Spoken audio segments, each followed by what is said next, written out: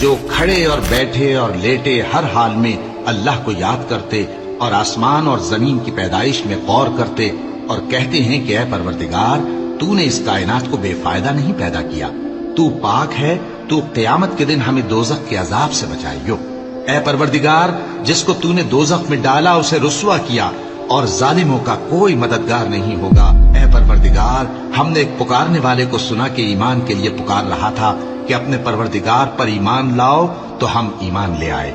سو اے پروردگار ہمارے گناہ معاف فرما اور ہماری برائیوں کو ہم سے دور کر دے اور ہم کو دنیا سے نیک بندوں کے ساتھ اٹھائیو۔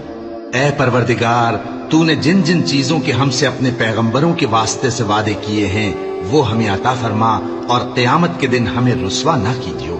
کچھ شک نہیں کہ تو خلاف وعدہ نہیں کرے گا۔ تو ان کے پروردگار نے ان کی دعا قبول کر لی اور فرمایا کہ میں کسی عمل کرنے والے کے عمل کو مرد ہو یا عورت ضائع نہیں کرتا۔